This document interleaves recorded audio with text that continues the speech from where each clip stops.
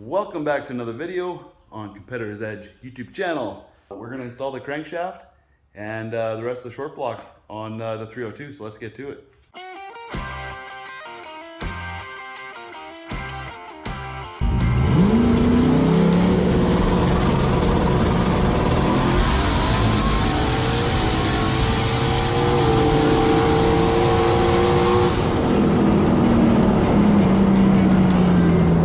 Alright, so first steps. I'm going to grab the crankshaft. I'm going to set it on its end, on the ground. I'm going to spray her down with some brake clean. It is already clean, but I'm going to just do a once over.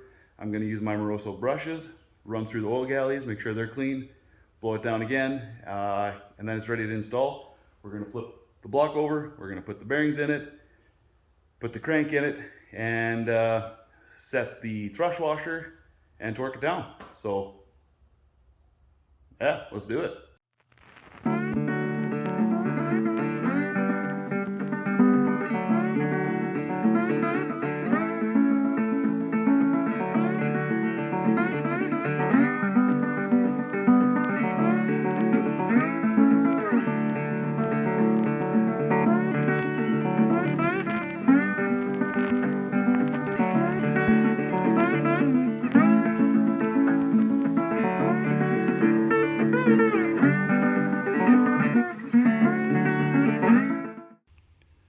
All right, I'm not sure if the time lapse is going to pick it up, but if it did, you will have seen me hit the crank snout with a hammer. I was using a rubber mallet, smacking it this way, and on the back of the crank, smacking it this way. So what I'm doing, I haven't torqued any of the caps down yet, okay? This is all just basically finger tight. I used the impact, but I just barely got them snug, like barely snug down. And then you hit it back and forth on the crankshaft. And for end, the only time you want to hit your crank with a hammer is now.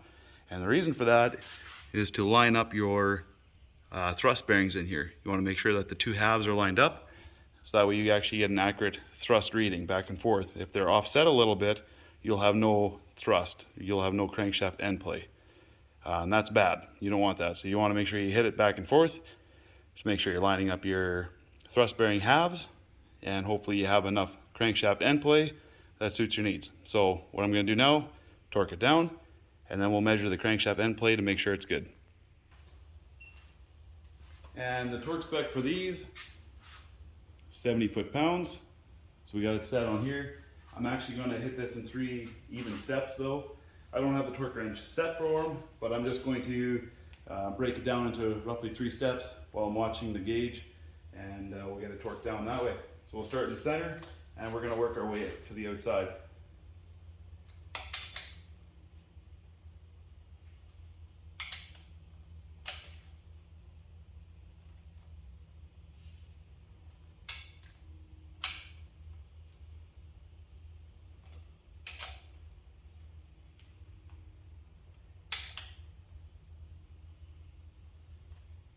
The beauty of a digital torque wrench, man.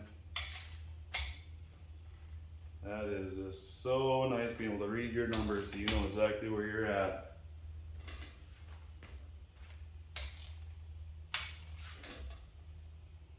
So I'm going for about 30 foot-pounds, and now I'm going to go about 50.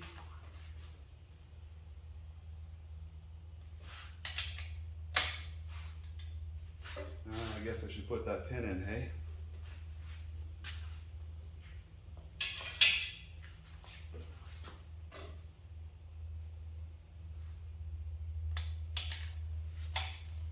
You know, and again, when you're laying down your main caps and you're putting your main bolts in to your block, you want to make sure that you're not just using the bolts to drive your cap down. So you want to lay your cap, you want to line up your cap with the block,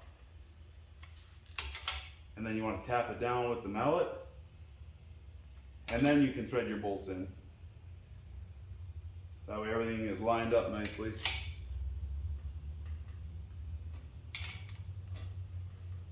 Alright, so that was about 50, so now we're going to go right to 70.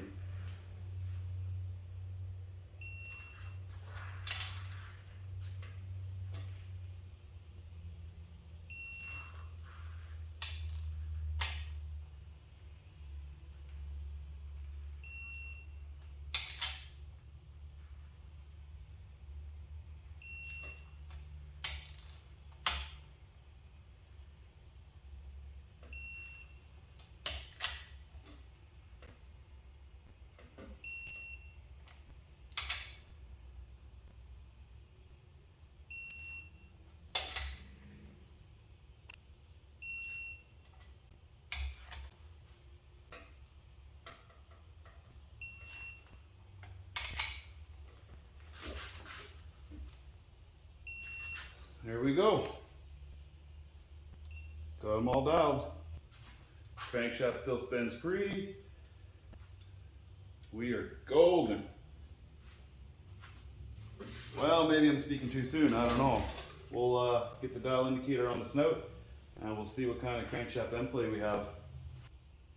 Alright, so to check the crankshaft end play, got the dial indicator lined up with the snout. I got a screwdriver back here, I'm forcing the crankshaft one way. We're zeroed out. Now we're going to push the crankshaft the other way and see what we got. So we have about 6 thousandths. We'll call her 6 thousandths on that, just over. So our crankshaft end play, dialed. If your crankshaft end play wasn't dialed, you got your thrust bearing halves here. If you're too tight, you're going to have to shave those bearings down on one side just a little bit, clean it, and then reinstall and try it again, just to make sure that you got your crankshaft end plate correct. But we're about 65 10 thousandths of an inch, so we are good to go. All right, we are ready to slide some pistons in. We have this bank wiped out, some WD-40, you can see the shine, nice and clean. I got #1 rod journal here, clean, ready to go. Crankshaft is at bottom dead center, so it's ready to accept the rod, if you will. Then we will loosen off the rod bolts here. We're going to put the piston rings on. We're going to lube up the journal, and we're going to slip the piston in. I guess I'll lube up the piston as well. I'll put some braking oil on there, and yeah, we'll slide it in. Also, if you remember from the 408 video, the orientation of the piston rings, you want to make sure that your top ring is on the thrust side of the cylinder, and then your second ring is the opposite side of the thrust side of the cylinder. So I'll show you that when I put the rings on. So just a refresher looking at the block, I know the block's sideways, so forgive me for that, but your crankshaft is rotating clockwise. So as your #1 piston in this example is coming down, your rod is up top, running over this way, which means your piston's canted that way, which means that's your thrust side. So on this bank, the #1 or the top piston ring is going to be facing here. The second piston ring is going to be facing here. So I'll show you that orientation as I get them on.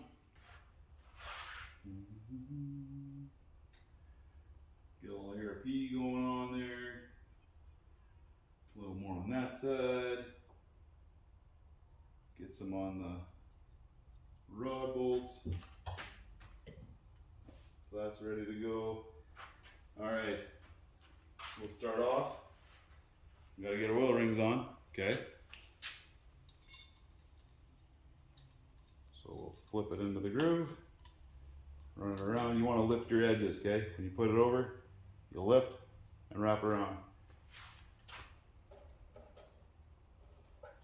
So your expander goes on first. I got the expander facing, here, give me a second. So your expander goes on first. I got the expander gap facing the thrust side of the piston. So in this case, this is the way it's going in. This is your thrust side, expander ring there. And you want your oil ring, we're gonna go this corner and this corner for the way the gaps are set up. So to do that, we'll start at the bottom. We'll get the gap into this corner. We'll run it around. We'll lift this side so we're not going to scratch the piston. And we'll pop it into place. There you go. So one's on. Good there and good there. Get the next one in place. Same thing, we'll get it up in this side. Lift that corner so you're not scratching your piston, lift it over, and drop it into place. So now we have expander facing here, one side here, and one side here. There, oil rings are on. All right, so now it's time to put your top and second piston rings on. But oh no, you mixed them up on your table, your workbench. Which one is the top ring, which is the second ring? Looking at your faces, hopefully it's focusing. Your shiny one is your top ring. The one that's not shiny is going to be your second ring in pretty much all cases. Maybe not all, but pretty much. From my experience, so far it is. So, now, which way is up or down? Well, it should have a marking. This one has a dot right here. Dot goes up. So we're going to put that guy on. And this is second ring, so it's going to be the thrust side is here. We want the second ring opposite to the thrust, so it's going to face this side.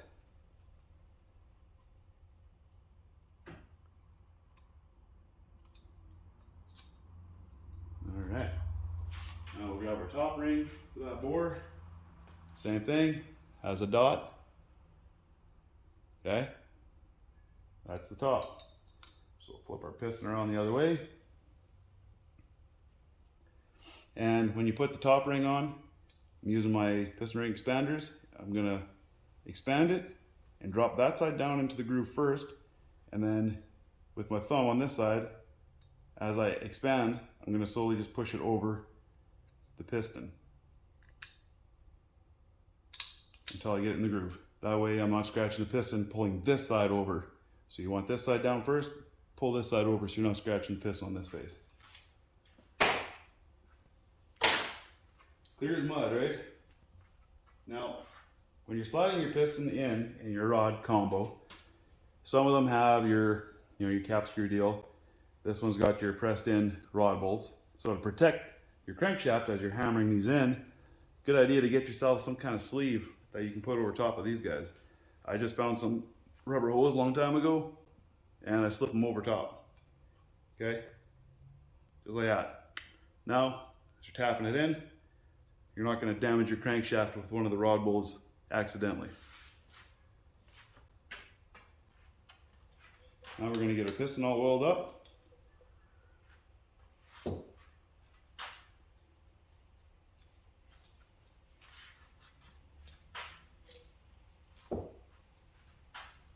Make sure the rings are lubed. This is a press fit pin, or rod big end, or little end, sorry. And there's actually assembly lube still in there from the machinist. So we're good there. Now we have our excellent piston ring compressor, which is the cone type. This one actually doesn't have the adjustable band on it. This one's just solid. It's a 4030 bore, and this side's thicker, this side's thinner, it's tapered. You can get your piston in here easy, and as you push it in, it just compresses your piston rings. So it works awesome. So we got that wiped out. Put some oil in there. Make sure it's lubed up nicely. We're good. Next, we want to make sure that our crankshaft journal is lubed up. So I got some Cleveland bearing guard. And I'm just going to go ahead and lube up that journal all the way around.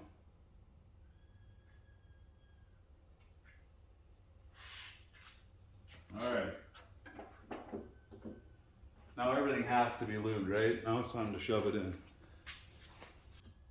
Okay, your bearing's still in there from before. Before you start compressing your piston rings, let's just make sure our orientation is still good.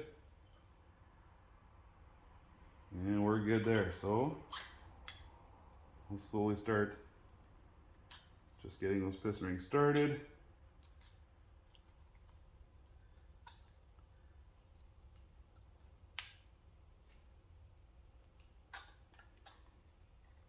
There we go. We're started. We got the skirt sticking out of the back side or the bottom side, and we're going to put our valve reliefs facing the lifter valley, and we're good to slide in.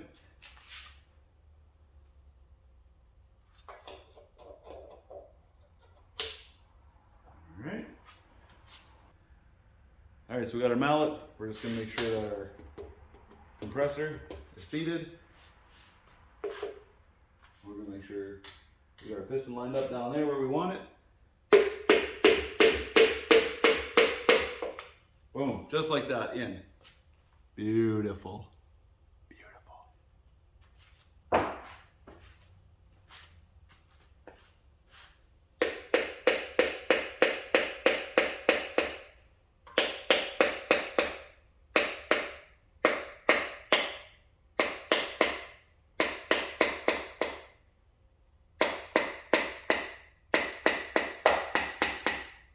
She's home, boys. She's home.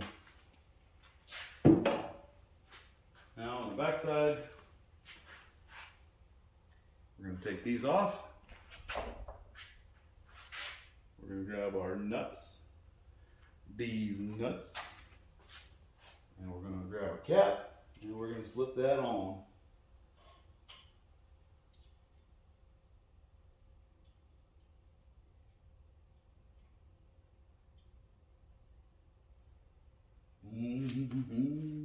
Grab the impact. I'm not going to torque them with it. Okay? Just going to seat it. Pretty much finger tight.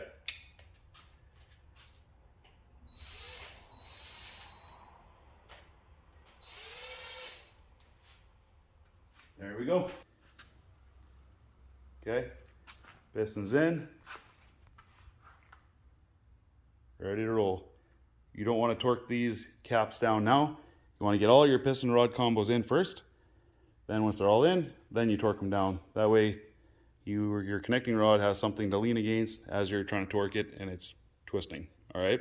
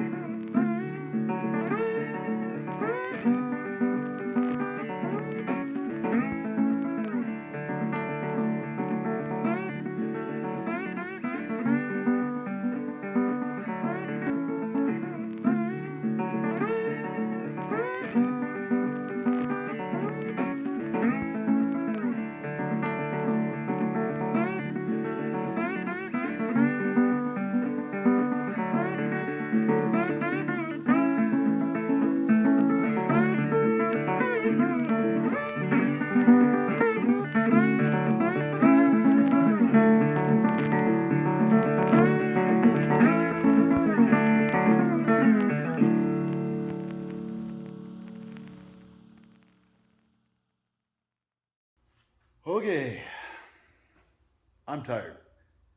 It is hot outside today. I don't know what it is, but it's got to be like plus 39 or something with the humidex. I'm telling you, it is humid, muggy, and hot. That's Celsius, not Fahrenheit, okay? Got the bottom end together. Got all the pistons slid in. Maybe I shouldn't say together because it's not torqued down yet, but we have all of our pistons and rods all slid in. They all are in their new home. So we are going to get these guys torqued down. And I believe the torque spec from ARP is like 35 foot-pounds if I remember right. But we're not going to need that much to get our torque spec. If you remember last time in one of the other videos where we were getting the bearing clearance figured out on the rods, we had figured, so let's use number one as an example. We had 26 thou bearing clearance and we were at 30 foot-pounds of torque on both to achieve a 65 10,000ths of rod bolt stretch. So we went 35, we had too much stretch. The stretch spec was like 6 thou, somewhere in that area.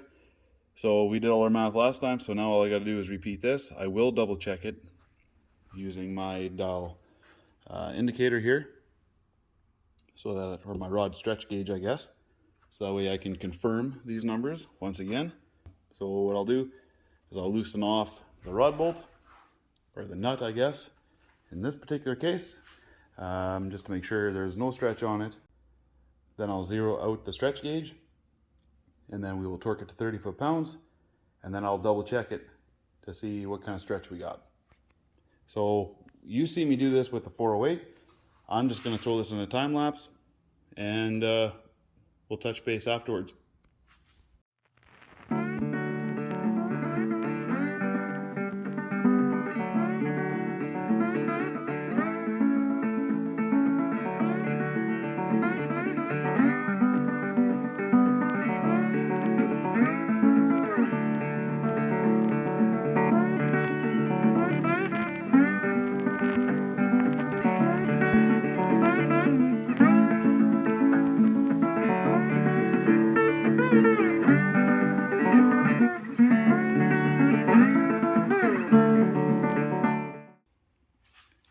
All right, ladies and gentlemen, short block is complete. This thing is looking good. Oh yeah. All right, I got 4 words for you. Rod, bolt, stretch, gauge. Yeah, get you some. I'm telling you, this is amazing. Absolutely amazing. The specs that I had written down last time when we did our rod bearing clearance check were very close, but I don't recommend you just go by those numbers again. Check it every time you put it together, because I had some variances. Some what was the lightest spec? 27 foot-pounds was the lightest one that I did to get my 6.5 thousandths or 65 10,000ths of an inch rod bolt stretch. So I'm telling you, don't put a short block together with that one. That's cheap insurance. So it's awesome. I'm exhausted, guys. I'm dripping in sweat. I'm gonna call it for today, for the day. Gonna go visit brother-in-law Daryl at his new place, and I don't know, try to find some shade somewhere, I guess. But for now, thanks a lot for watching, and stay tuned for the next one.